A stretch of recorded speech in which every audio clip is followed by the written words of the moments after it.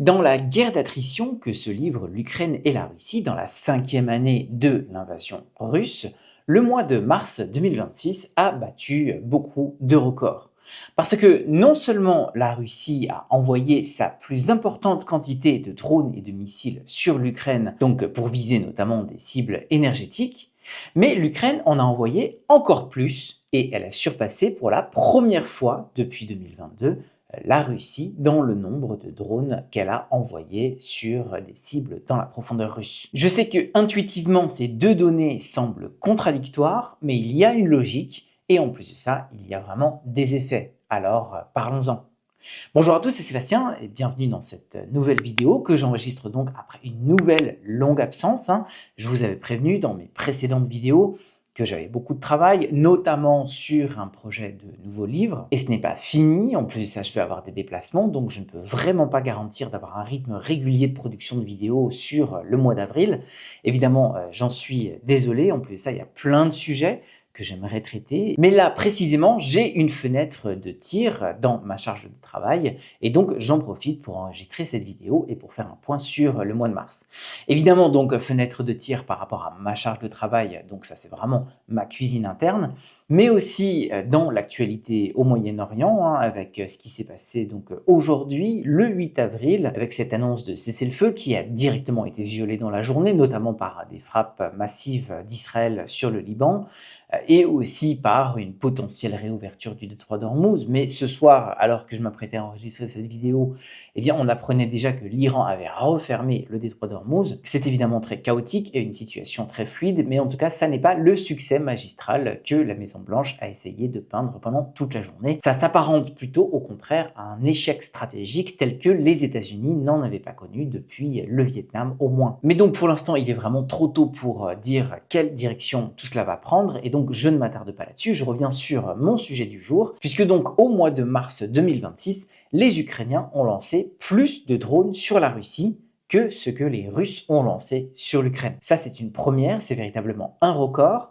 Alors, on ne sait pas du tout ce que ça veut dire, dans le sens, on ne sait pas si c'est circonstanciel ou si c'est le début d'une dynamique où les Ukrainiens enverraient plus de drones sur la Russie que l'inverse. Ça, je vais y revenir. Mais donc, pour le mois de mars 2026, le ministère de la Défense russe a rapporté que 7347 drones ukrainiens avaient été abattus sur les territoires russes, ce qui fait une moyenne de 237 engins par jour. Alors que de son côté, l'armée de l'air ukrainienne assure qu'elle a dû faire face à 6442 drones russes, auquel il faut aussi ajouter 138 missiles de différentes classes, ce qui nous fait un nombre total de projectiles russes de 6660, soit une moyenne de 214 engins par jour. Alors évidemment, il faut prendre ces chiffres avec parcimonie, parce qu'elles nous viennent d'institutions qui ont une communication politique sur ces questions, et qui ont parfois intérêt à augmenter les chiffres, parfois à les réduire. On sait aussi que les Russes ne communiquent que sur les drones qu'ils ont abattus,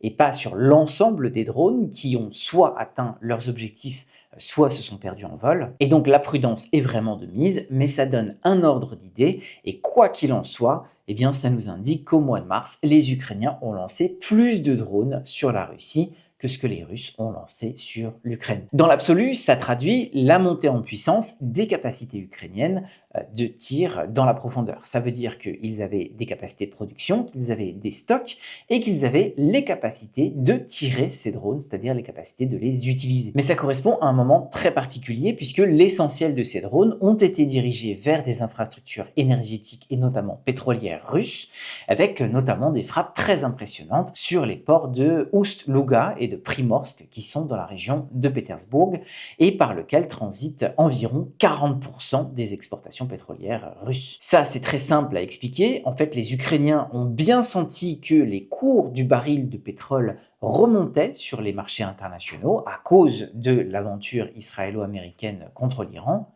Ils ont aussi vu que les glaces de la Baltique fondaient, donc au mois de mars, et ils ont pris les devants, d'ailleurs contre l'avis de plusieurs de leurs alliés, pour empêcher les Russes de retirer trop de dividendes de cette situation. Si on a pu constater les dégâts par toute une série de vidéos qui ont filtré sur les réseaux sociaux ou par des prises d'images satellites, on ne peut pas vraiment estimer l'impact que ça a eu sur l'industrie pétrolière russe et sur les rentrées financières de la Russie.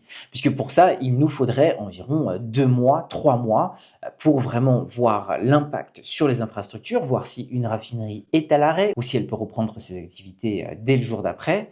Il faudrait voir aussi comment ça évolue sur les cours internationaux, il faudrait voir comment est-ce que ça se traduit par des rentrées financières pour l'État russe. Mais en tous les cas, il est clair que ces frappes ont été autant de mauvaises nouvelles pour les Russes et que ça n'a vraiment pas servi les intérêts de la machine de guerre russe. Alors encore une fois, il est vraiment trop tôt pour en tirer des conclusions sur la durée, puisqu'on ne sait tout simplement pas si les Ukrainiens peuvent et veulent continuer à ce rythme de tir dans la profondeur.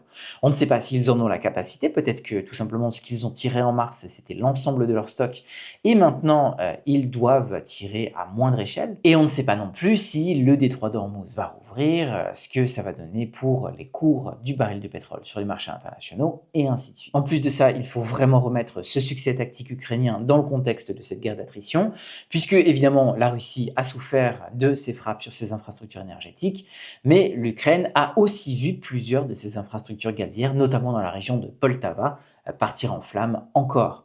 Et ça, dans le contexte de cette guerre d'attrition et dans ce contexte de cette usure des infrastructures nationales, on sait d'ores et déjà que ça veut dire que l'hiver prochain sera très dur. Mais donc, il y a déjà eu ce premier record au mois de mars, des Ukrainiens qui envoient plus de drones sur la Russie que l'inverse. Ce qui n'est pas contradictoire avec le deuxième record, c'est-à-dire que les Russes ont envoyé leur plus importante quantité de drones et de missiles sur l'Ukraine depuis 2022, comme vous le voyez sur ce graphique. Là donc, je rappelle, on parle de 6660 projectiles qui ont été envoyés sur l'Ukraine au mois de mars. Avec notamment, et c'est un troisième record, une attaque qui a duré plus de 24 heures, donc russe contre l'Ukraine, composé notamment de 948 drones et de 34 missiles de différentes catégories. Et donc on est passé très très proche de la barre symbolique des 1000 projectiles envoyés en l'espace de 24 heures. Ça évidemment, c'est effarant, c'est effrayant, et quand on voit l'absence de préparation, l'absence de réactivité de pays comme la Pologne en 2025, ou des pays du Golfe Persique et de la péninsule arabique ces dernières semaines, alors qu'ils ont reçu des quantités de drones bien moindres, eh bien on se dit que cette situation en Ukraine devrait vraiment en faire réfléchir plus d'un. Puisque quand on parle de préparation aux menaces et aux guerres du futur, on voit que très peu de pays dans le monde sont prêts à faire face à ce type de menaces. Mais alors là-dessus, donc sur ce mois de mars, il y a un quatrième record, c'est le taux d'interception de la défense aérienne ukrainienne. Puisque en mars, il est monté à 90%, donc d'interception de drones et de missiles russes. Et ça, fondamentalement, c'est pas un record en soi, puisque l'Ukraine a déjà eu des taux d'interception qui étaient encore plus élevés.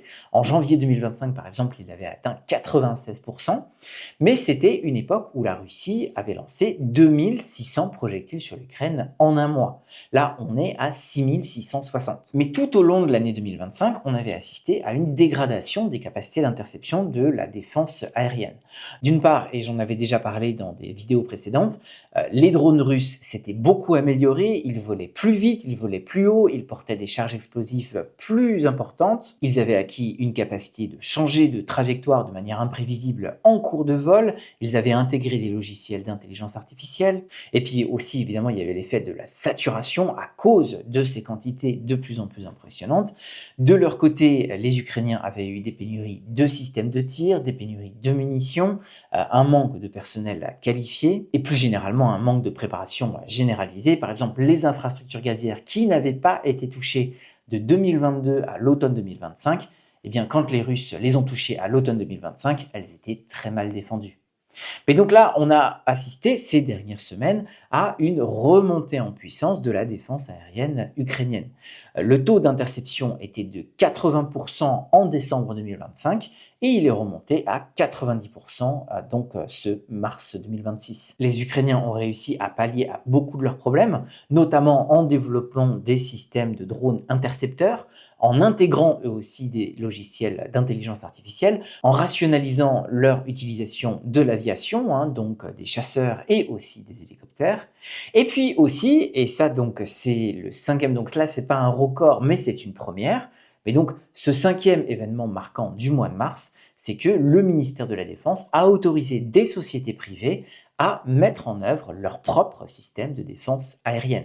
On parle notamment de sociétés privées énergétiques, mais aussi de sociétés de défense qui, elles, ont donc les capacités de se défendre, et donc le ministère de la Défense leur a donné la permission de le faire. Ça se justifie hein, dans le contexte actuel. Il faudra voir comment ça se structure dans la durée et si ça perdure après la fin de la guerre, puisque à un moment donné, cette guerre s'arrêtera. Mais pour l'instant, ça aide quand même beaucoup les unités de DCA ukrainiennes à densifier le maillage de la protection des cieux ukrainiens.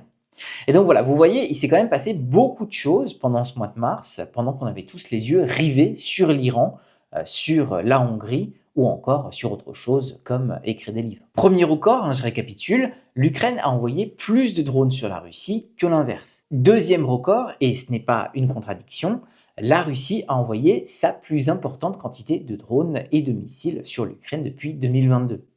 Troisième record, une attaque de plus de 24 heures d'affilée, avec un nombre de projectiles russes envoyés contre l'Ukraine qui a frisé le seuil symbolique des 1000. Quatrième record, le taux d'interception des Ukrainiens qui est remonté à 90%. Et donc cinquième événement marquant, donc qui n'est pas un record, c'est l'entrée en jeu des sociétés privées pour assurer leur propre défense aérienne. Et donc voilà, un mois de mars bien rempli et je suis bien content de pouvoir en faire une vidéo parce que c'est quand même assez notable, même si, et ça c'est le pire, tout ce que je viens de vous raconter, eh bien, ça n'a quasiment aucune incidence sur le cours de la guerre, puisque mois après mois, on assiste à ce grignotage russe, on assiste à ces attaques aériennes, on assiste de temps en temps à des opérations flamboyantes, mais ça ne change absolument pas le rapport de force et ça ne pèse pas beaucoup plus sur les deux belligérants qui pour l'instant ne montrent aucun signe d'affaiblissement qui pourrait les amener à cesser le combat. Et c'est aussi vrai sur le terrain. Si vous regardez ce graphique du groupe d'analyse Blackbird, vous voyez que le grignotage russe a vraiment diminué d'année en année. Au mois de février, il a été négatif pour la première fois depuis septembre-novembre 2022, depuis les opérations de Kharkiv et de Kherson. Et au mois de mars, eh bien, il est reparti donc en positif au profit des Russes, mais il ne s'est élevé qu'à 37 km². Et puis, du côté diplomatique, dans le contexte de cette aventure contre l'Iran, vous l'avez sans doute constaté, il n'y a vraiment plus rien à attendre de ces négociations, de cette simulation de négociation qui a été menée par Steve Witkoff et par Jared Kushner. Ces négociations, en fait, n'ont servi sur toute l'année 2025, et visiblement c'est encore le cas, qu'à obtenir des échanges de prisonniers. Ça, évidemment, c'est très bien, mais ce n'est pas ça qui va nous permettre d'en finir avec cette guerre. Et donc, on en est réduit à observer eh bien, les tendances dont j'ai parlé dans cette vidéo, et dès que j'ai une nouvelle fenêtre de tir, eh bien, je vous refais une vidéo pour continuer à vous en parler. Pour l'heure, merci beaucoup d'avoir regardé cette vidéo jusqu'au bout. Je file et je vous retrouve très vite.